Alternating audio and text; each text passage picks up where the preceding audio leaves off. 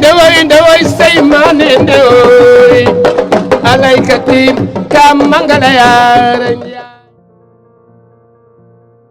Vous êtes jeune bachelier, étudiant ou professionnel. Vous êtes créatif, ingénieux et passionné par les domaines qui gouvernent le monde de la science et de la technologie. Profitez de l'offre de formation dans les filières telles que réseau et télécommunications, statistiques et informatique décisionnelle, gestion des entreprises et des administrations, gestion logistique et des transports. Cela vous est offert par Ziguinchor Institut Polytechnique, ZIP. Les inscriptions sont en cours et se poursuivent. Il est encore temps d'effectuer vos démarches pour une admission dans l'une de nos filières. Pour plus de renseignements, visitez notre site web www.zip-du6edu.sn ou par mail secrétariat@zip-du6edu.sn, téléphone au +221 33 991 00 68 ou au 77 460 16 09.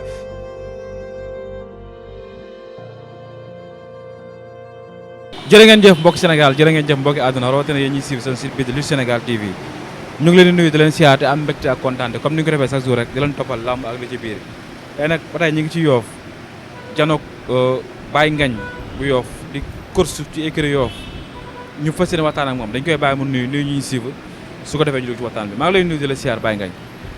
maa ngi lay delloo siyaar di wax asalaamaaleykum wa rahmatullah asalaamaaleykum mbokki Lutte Sénégal TV.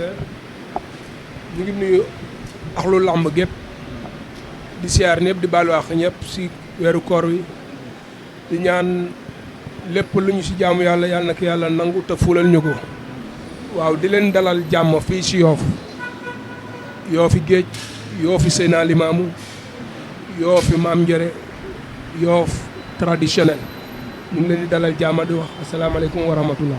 waaleykum salaam am na solo mais boo ñu di présenté Baye Ngagne mooy kan. waaye Baye Ngagne mooy coach principal écurie Yoff di bokk si kuréel gi ñuy wax ANELS di le chargé des formations di nuyu sama président muy président Mbaye Diallo ak le secrétaire Aliou Ba ak toute l' équipe muy bureau bi nga xamante mooy bureau ANELS di association boo xamante ni dafa regrouper tous les entraîneurs du Sénégal de lutte. Mbaye Diallo mooy président bi mais man maay le chargé des formations yàlla def na semaine bi passé rek ñu ngi def formation premier degré.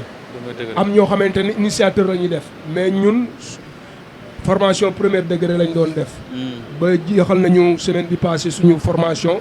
li si des mooy ñu remettre ñu li nga xamante ni mooy suñuy diplôme. ak suñuy carte professionnelle. di si gërëm bu baax le CNG de lutte. di si jiital le président Bira Sène di si jiital tamit équipe bi nga xamante ne ñoo ñu doon defal formation di si gërëm le directeur technique. national muy Khalifa Sow. vraiment defal nañu ay formation yu mucc ayib. ak équipe boo xamante ni di si gërëm tamit njàmbe. si wàllu administration. ñu jàngale si li nga xamante ni mooy règlement. parce que dafay baaxoo boo amee occasion yu mel nii ñu liggéey la liggéey bu rëy boo xamante ni yàlla def na ay at ñu di ci daw. muy formation premier degré ndax yombul woon. tey bu ñu demee ba ñoom ñu nangul ñu ko ba di ñu ko defal vraiment loolu c'est un acquis ñu si gërëm CNG di si gërëm tamit ñi nga xamante ni ñoom la ñu digale loon muy président Mbaye Diallo ak Aliou Ba. waaw mais ñuy jaajëfal Aliou Ba gàcce ngaalama moom. parce que bu loolu amee grâce à moom. ñu ngi siy kontaan bu baax. parce que lu jiitu loolu avant formation yi gis nañ làmba ji ni mu doon demee. ku jot rek ànd ak mbër. ba nen bi moo di ku si ne ak ni ngay ñëwee ci mbër. ci li nga xamante ne mooy làmb. saa nga gis koo xamante ne dafay ñëw sol ab sabadoor. ñëw ne dafay coach sa mbër. nga gis koo xam ne dafay sol caaya ñëw ne dafay coach sa mbër. nga gis gars yi dañ daan ñëw ku si ne di maytu sa morom kenn duñ nangoo jigéen sa morom. di daw sa morom. mais loolu ak formation yi nga xamante ni def nañu ko defaati ko yàlla dimbali nañu ba léegi bu làmb laa commencé sax dinañu gis li nga xamante ne mooy entraîneurs yi joxe bon exemple ñu ñëw saafonte bu làmb jeexee ba pare ku yàlla def nga am ndamit ñu ñëw entraîneurs yi nuyante saafu sa morom félicité ko jël mbër mi accolade mbër mi la saafonte moom ñu xam ne lépp ci sport la dërëm bi génn gaal c'est le Sénégal qui gagne. kon mën nañ xam ne kon bu ñu la déggee day mel ni kon association bi nga xam ne mooy waa Alliance yi ñi ngi liggéey lu am solo ci biir làmb. waaw ñu ngi liggéey bu am solo. waaw vraiment dañu leen di jaajëfal. ñu ngi ñaan tamit képp koo xamante ni da nga nekk ci écurie di fa entraîner soit ngay uyoo turu coach ñu ngi lay ñaan nga jigéen li nga xamante ne mooy association boobu. pour à ce que ñu man di la former la. d'ailleurs am na yeneen formation yi ñuy préparer yoo xamante ne ni ñu ngi koy defee fële di Diourbel. bu ñuy def drapeau chef de l'État. war nañu def ay formation former wala ñi nga xamante ñoo nekk ci région yi. ñu ngi ñaan bépp coach boo xamante ni jotoo woon a def formation pour nga rejoindre li nga xamante mooy kuréel gi di ANES pour ñu mën la préparer mën la boole si li nga xamante ne mooy formation yi ñuy dégg ma laa daal. yi ñuy def waaw. li jaaxal gars yi mooy boobu ba léegi dañuy gis président bi moo fa nekk ba léegi muy Mbaye Diallo luy problème bi lan la. waaw mais Mbaye Diallo gars yi ñoo ñemewut a changé président wala lan la. non c'est-à-dire équipe buy gagné. waaw du kenn waru ko changé. kenn du ko changé parce que yombul woon du Mbaye Diallo moo fi newoon am na ñu fi newoon. waaw mais yàlla bu defee ak farloom ak disponibilité am ak bëggal li muy defam bu mu ñu dem assemblée mu doy nit ñi. ñu jël ko élire ko nommé ko président. du caagin ne dañ la jiital da nga ëpp ñi ñim xel ñii la jiital ñoo la ëppam xel.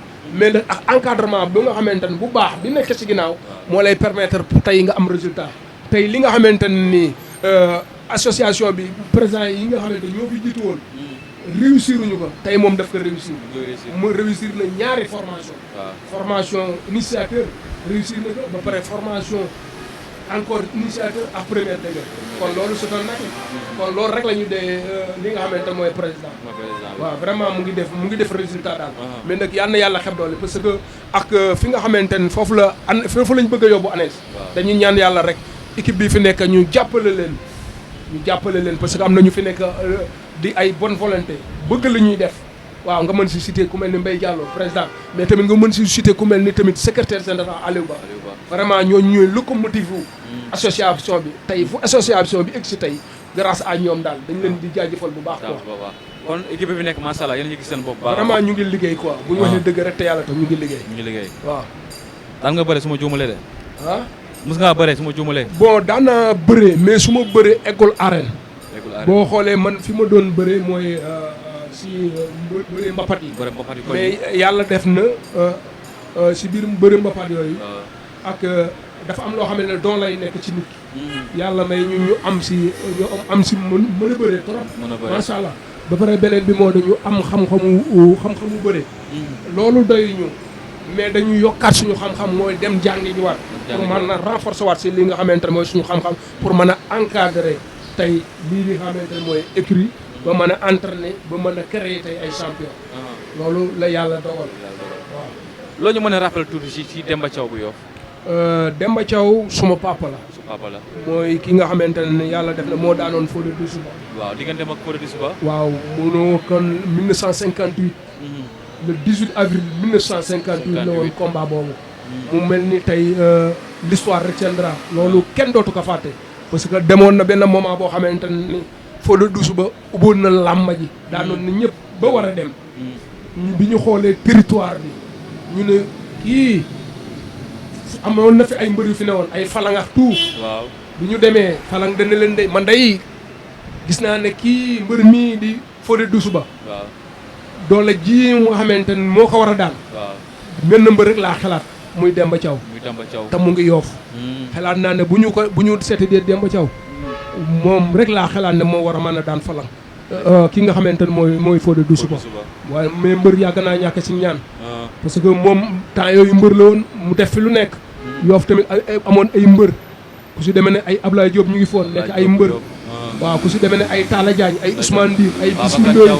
ay Babacar Thiaw ñooñu ñëpp ñu ngi fi woon nekkoon ay mbër ay santa ñi ngi mais nag yàlla dafa dogal si génération boobu si moment boobu Demba Thiaw rek lañ xalaatoon ne gis ne moo fi waroon a mën a daan Fodé Doussouba bi yàlla defeet ñu ñëw seet si ko mu nangul leen ko ne leen kii ma gis ni muy bëree man mën naa ko daan yàlla dogal ñu bëree mu am ndam lu rëy si kawam vraiment waaw muy lu am solo waaw mag moom def lu ne ci biir lamb macha allah. waaw nga yor écurie yor ay xale. waaw ndax yaa ngi gis xale bi nga xam te ne bii kat li mag ma daan bëree. mi ngi ci moom. waaw xamoon li mag mi daan bëree fekkuma fi ndax suma papa la. waaw beneen bi moo di man mii wax ak yow ni ñu tudd ma ko may Demba Thiaw. waaw turu Baye Ngañ mi moo gën a siiw mais Demba Thiaw laa tudd. ndeysaan. ba pare ma am suma doom muy bëree muy Demba Thiaw numéro 2. numéro 2 waaw. mu ngi si làmba ji mu ngi waaw. bëree. bëri na fi combat Tapha Tine Boy Niang waaw. moo doon bëri avant spécial bi. spécial bi. waaw loolu mooy ñoo xamante ni vraiment Yoff am na ay champion. du ma ne li mag ñoo ñu doon bëri xale yi ñu koy bëri. ñu koy bëree. te boo xoolee tey loolu mag ñi amoon tey xale yi am nañu ko. mooy am nañu ganouge beneen bi moo di am nañu taxaw am nañu jàppale. tey lii xale yi am tey mag ñi amuñu ko woon muy salle yi salle de musculation yi bi nga xamante ne mën nga fi préparé wu bu jëkkoon mbar yi dañ daan natta seen doole moo di géej lañu amoon am ab àll di bay bu période nawet massa jot ba ñu bay ba dugub ñor foofu la ñuy natta seen doole moom lañ doon préparé di def seen ay làmba tey làmb business la business làmb tey profession la ñu mën si gagné lu bari ba mën si mbër mën si am 100 millions ba ñuy wax am ay 200 millions kon profession la ba nga xamante ni tey loolu mag ñi amoon doon si bëre pour la forme duñ ci bëre pour ay honneur tey business la liggéey la da nga si mën a am di si gagné ba ku la jigañ taxa si war na si mën a gagné kon lii booy yi am tey mag ñi amuñu ko woon donte ñoom ñaar ñëpp ay mbër la ñu woon mais tey booy yi am nañ si plus boo xamante ne vraiment mag ñi amuñu ko woon daal bu ñu waxee dëgg rek te yàlla waaw. am na solo moment bi naka la écurie bi di doxee ak xale yi nga jiite leen ci wàllum entraînement ci wàllum liggéey. waaw comme ni nga xamante ne moom la écurie di doxee rek. waaw parce que ñun xam nañ ne dañu am période hivernale.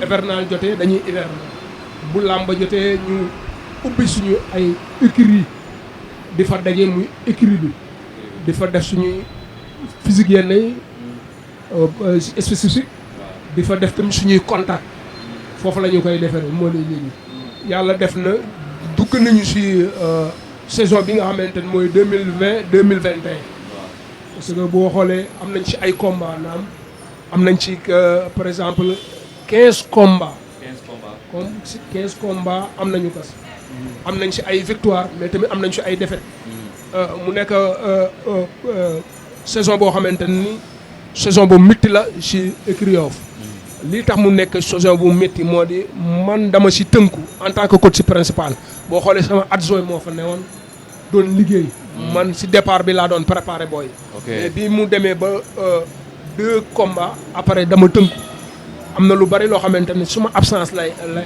amee quoi man damay def bu mbër waree bëri rek jour combat veille combat bi sa lay ñëw dem làmba jotee dama koy bàyyi ki nga xamante moo ko préparé kon mu dem yóbbu ko parce que mbër ki ko préparé rek ak ni mu ko préparé moo mën a ñëw coach ko donte man maay coach principal waaw mais daal li la wax ne rek saison bi nga xamante ne moom lañ génn vraiment man dama si absent quoi boo tax li nga xamante ne moom lañ si jël si ay défaite damay jàppan rek suma absence la amee quoi mais nag lépp dañ koy assumer suñu responsabilité tegu parce que bu fekkante man maay coach principal am ma suma adjoint mu nekk di liggéey kon lépp lu mu def rek man la ko defal daal kon lépp dafay répercuter suñu solo waaw naka nga gisee Malick Niang ci biir écurie bi nekkoon mbër bi nga xamante ne bi bu ñu am yaakaar ci moom ci biir làmb ñu jékki-jékki xëy dégg ko mu ne day bàyyi làmb noonu la ko dundee yéen waa écurie bi vraiment surprise la ma def ndax écurie boo gis bu ne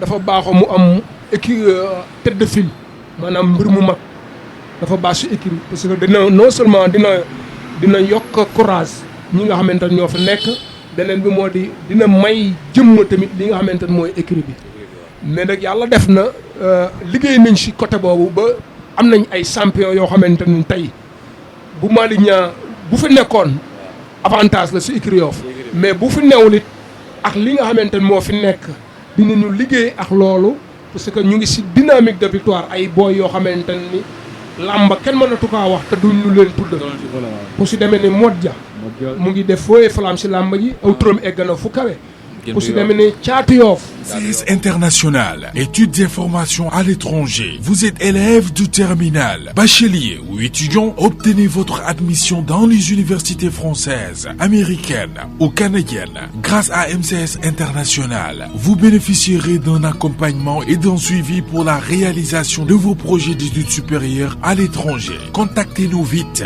au 33 868 69. turam egg na fu sori kenn dootu ko présenté ku si demee ni Gin bu Yoof kenn dootu ko présenté ku si demee ni Ablaye Diop ku si demee ni Demba Thiaw numéro 2 ku si demee ni Lo bu Yoof ku si demee ni Malick Niang Junior ak tant d'autres ay ñoom Seck Ndaanaan ay Caatu Ngéwël ñooñu kenn dootu leen fàtte si yow làmb waaw vraiment liggéey nañ si ba yàlla def na vraiment am nañu ay mbër yoo xamante ne bu fa newoon dina doon li gën mais bu yàlla dogalee moom consulté wuñu pour ne dafay bàyyi làmb lu dul dañ ko dégg ni ngeen ko yëgee noonu lañ ko yëgee vraiment loolu lan la manque lan la manque respect la wala manque joxe cër la ba tax yéen ngeen tàggal ko def lu ne ci moom mu jékki-jékki ni day bàyyi làmb te amul kenn ku mu ci waxantee Gris bi ak ñu ko wër. vraiment mbër yi dañu baaxoo ne dañu joxe seen bopp. mais man lii dama ko boole si ñàkk joxe sa bopp. parce que bu fekkee ne da nga am kilifa. nga tënku si organisation. muy écurie de lutte. bu fekkee ne da nga si tënku da nga war a tënku si li nga xamante ne mooy règlement écurie bi. waroo génn def sa sortie sans autant que nga am avalu écurie bi. beneen bi waroo mën a jël sa ay responsabilité sans autant que nga consulté wu ak ñi nga xamante ne mooy sa waa écurie. staff écurie. kon Malick Niang am na staff. muy écurie de lutte bu Yoof bu tëbee tëb génn def sorteem na bàyyi na làmb loolu ñun mënuñ see wax dara. parce que lu mën a xew moo di mbër mu fi bëre tey takk ngemb boo amee sa kër boo laa xalaat dara. sa kër ngay yóbbu. kon Malick li muy bëre pour boppam la. pour boppam la doon bëre. tey bu xëy na bàyyi na làmb. non mënuñu ko def. mënu ko def écurie Yoff mais boppam la koy def. xëy na gis na leneen lu gën làmb. mais jaadu woon na mu toog si làmb parce que champion la li mu def si làmb. jaadu woon na mu toog ndax Malick bu bëree ndaanaan la. bu bëreewul ndaanaan la. mais tëb ak ni làmb demee. tey xëy na manque de combat tax na. mu ne dafay bàyyi làmb. mais du manque d' encadrement. parce que si ay encadrement waaw dox nañu si saison bii nga xam saison yi ñu génn. pour mu am combat décroché nañ fi combat am ak Reug Reug. xëy na moom mu xeeb kase bi bëggul a bëri ak Reug Reug man xeeb kase bi laa ko tudde mais man en tant que coach baaxoon na si man ndax mu wër ko bëri pour relancer waat boppam. ndax bu daanee Reug Reug am na fu mu koy yóbbu mais tamit bu ko Reug Reug daanee ba tey dafay tijjiwaat bu di làmbaam parce que bu ñu toogee naan kën moom amul adversaire bu daanee dina ubbi làmbaam parce que dina am fu mu ko yóbbu mais tamit bu daanoo am na dina am ñoo xamante dinañ ko ñemeñ pour bëre moom beneen bi ñu décorosé waat combat am ak ki nga xamante ne moo di nees la même chose mu defaat la même chose mu rejeté waat combat boobu kon man dama jàpp ne am na loo xam ne boo ko defee du ma ne da nga bëgg a bëre mais bëgg damay jàpp ne bëggoo bëre parce que bu fekkee ne combat da ngay jàmbat ñu andil la combat bu fekkee ne dafa baax sa encadrement li jaadu mooy nga bëre ko pour mën a relancer waat sa bopp. mais ñenn ñi ñu ne encadrement bi ak staff bi seen rôle ak seen wareef dëgg-dëgg moo des moo tax maa ngi ñaar dem ba découragé lamb daal di bàyyi. non loolu boo jigéeñul encadrement bi. loolu mënoo si xam dara mën nga si bàkkaar wax loo xamante ne óor la mais encadrement am. yii combat décorosé nañ ko pour mu bëre ko. te óor na Malick Niang óor na président écurie bi óor na ñi nga xamante ne mooy staff écurie Yoff mais nag nekk si ginnaaw naan Malick Niang amul encadrement wala jàppalewuñu ko booba wax lu la neex la mais Malick Niang si boppam. du ne kenn proposé wuñu ko garab ki nga xamante ne mooy Reug Reug ndax waxuñu si moom ak ñun ndax waxuñu si beneen moo di moom ak nees du wax ne décroché yu combat boobu amul promoteur bu ko décroché ñu wax si amoom. kon man dañu jàpp ne moom moo bëggul a bëri rek quoi. mais tamit Sénégal dafa am lu ko metti à 100% ba tax mu dem ba découragé wu bàyyi làmb. waaw xam na xëy na am na lu ko metti loo xamante ne xëy na dund na ko lu mu waxul kenn. loolu laa jàpp. parce que bu fekkoon ne da doon partagé ak ñun. waaw amul lenn loo xamante ne waruñu problème boo gis am na solution.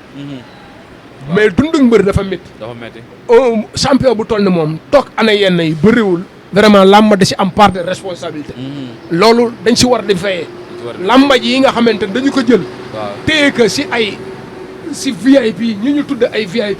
waaw ñoo xamante ne ay mbër yoo xamante ne am nañu ay 8 défaites ñii am ay 9 défaites. ñu di leen tëgg guddi ak bëccëg bu ñu amee combat daanu bu sewaa ñu tëggaat leen ñu bàyyi ay espoir yoo xamante ne ñu ngi fii yoo xamante ñu war leen a génn ku mel ni Malick Niang ñu war kaa génne. parce que génn na ba pare ñu war a tëgg combat ku mel ni Garga ak tant d'autres mbër yoo xamante ne ñu ngi fi ñu war leen a génn ay champion ñu di leen bàyyi ñu nekk mu mel ni vraiment ñu ngi suul ay mbër. te vraiment war nañ si xeex pour ñu tëgg mbër yooyu ñu bàyyi làmba ji yëmale ko si kaw ñooñu mbaam gàttan na mais jur gi la bokk. vraiment ñu loolu poussé na booy yu su bari ñu ngi dem di immigré ji. te vraiment dañu war nañu xeex loolu. te ñu am cër am na ñaati mbër ñoo génn nangootu ñoo ñëw. parce que tey bu ñu bëree bu subaa ñu toogaat ay année dootuñu bëri te loolu dundalu làmb. kon ñu ngi lancer appel promoteurs yi mu ñu gën a veiller si ñi nga xamante ne mooy mbër yi nga xamante ne ay espoir lañu. ñu li ñuy jël di ko fay benn cachet 200 millions 100 millions 150 millions. vraiment ay 3 avance 4 avance xaj na si yenn mën na tëgg mën na génn yeneen i booy quoi vraiment. léegi ndax écurie bi mu ngi def ay jéego pour Malick Niang ñëwaat yéen a ngi waxtaan ak moom depuis bi mu waxee bàyyi na ba léegi wala déggante wala. non Malick Niang bi mu waxee na bàyyi naa léegi déggante bu ñu la waxee dëgg rek. te defuñu benn jéego pour ne dañuy doxaat pour moom mu ñëw. mais lu tax loolu. parce que man dama jàpp ne bu fekkee ne da nga am encadrement. lépp looy def rek da nga war a wax. mu war naa mën a bàyyi bëre. bu fekkee ne état physique am mayetu ko pour mu bëre wala dem na ne ba sentir boppam na war bëggatoo bëre fii. li jaadu mooy mu ñëw jàkkaarloo staff am wax ak moom. mu ñu libéré ko. mais du doon loo xamante dañuy jékki-jékki rek gis si presse bi. moom mu jël ay responsabilités am na bàyyi na bëre quoi vraiment rafetlu ñu ko. waaw am na solo. Santa Gningue ci écurie Yoff ñu gis moom tamit mu génn Yoff nekkaat feneen loolu nu ko waa Yoff di ko dundee. waaw boo xoolee Santa Gningue yàgg naa génn Yoff. waaw avant booy di luxaliku. waaw fekk na Santa génn na Yoff. génnab Santa Yoff mooy woon génnab Malick Niang dem écurie Ndakaaru. parce que Yoff dans les temps boo xoolee. taxawaloon fi écurie dafa xaloon na jafe dañu amoon problème mu jàppale moo taxoon bi ñu xoolee làmba ji xale sooxe suñu côté amuñu promoteur yoo xam ne dañu dëkk si gox bi pour di ñu mën di tëgg mu ñàkk jàppale moo waraloon ñuy dundal lu métti ñu jël Malick Niang boole Baye Tam ku ñuy wax Baye Tam mooy woon sama adjoint mu ko yóbbu woon écurie Ndakaaru bi mu demee ñu dënk ko Kati Diop ñu jox ko naka champion laa la andi Yoff taxawagul ma andi la champion pour nga jàppale si boo ko jàppale mu nekk mbër moo waraloon Malick Niang ñu yóbbu ko Ndakaaru Santa Gningue moom mu sentir ne comme dëkkoon na Mbour xelam daj Bombardier ak waa Mbour mu ne pour ñu bàyyi ko moom mu dem Mbour comme fii taxaw fi dafa jafe si moment yooyu moo waraloon ñoom ñu bàyyi ko ñun ñu bàyyi ko moom mu dem ñun ñu continuer di liggéey ak petite catégorie boobu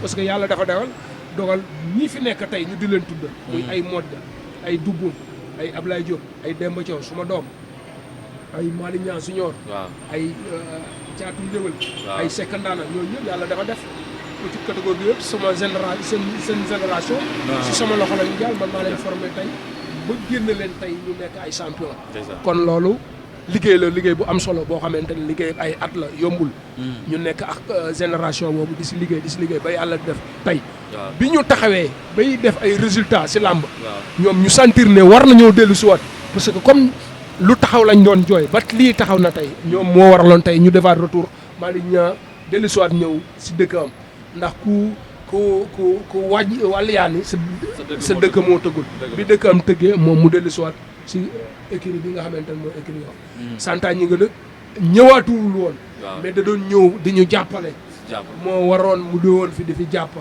loolu moo li ko fi indi woon mais ma Santa mu ngi woon écurie Mbour daal écurie bi actuellement nii yan jafe-jafe lay jànkonteel jafe-jafe yi ñuy jànkonteel mooy wàllu jàppale ku wax mbër wax jàppale vraiment financièrement parce que écurie dafa métti rassembler ay plus de 80 lutteurs dafa metti beneen bi moo di boo xoolee li si compétir ay 30 dafa tourner si 30 lutteurs yoo xam ne ñoo si am ay combat ñenn ñi lutte avec frappe la ñuy def ñenn ñi di gis seen gagner seen vie si lutte sans frappe bi ñenn ñi nekk lutte avec frappe ñenn ñi ñuy liggéey si ñoom parce que pareeguñu si ñoom dajale ñu mel lu bari lu toll noonu dafa metti kon dafa laaj ñu jàppale ñu maire bi la ñu am muy suñu autorité muy li nga xamante le maire sortant moo fi newoon Abdoulaye Diouf Sarr doon na si bay waru garam di subventionné écurie bi saa su ne bu mbër amee combat doon na dem solliciter ko individuellement doon na jàppale mbëri mais doon na jàppale mbëri ci li nga xamante moo di subvention li nga xamante ni dafay décorer sa cuisine ba mu ne boy ak li nga xamante ni moo di sa salle de bain ànd ak décoration bu amul fenn ay karo yoo xamante ni boo ko defee sa façadu kër da ngay mel ni ku nekk ci panaal établissement Khadim Rassoul seeni karo du jël benn yoon ndox ba noppi ay qualité yu baax la ñuy jaay te seen karo du yàqu waaw kon nag yow mi bëgg ay karo yu baax dawal gaaw seeti waa établissement Khadim Rassoul ña nga nekk ca Parcelles Assainies ca booru marché police ba seen numéro téléphone 33 820 39 95 wala 77 720 32 44 établissement Khadim Rassoul nag dañuy ubbi du lundi au dimanche dama ne kon nag boo bëggee ay karo yu baax dawal gaaw seeti waa établissement Khadim Rassoul ña nga nekk foofu ca Parcelles Assainies ca booru marché police établissement Khadim Rassoul le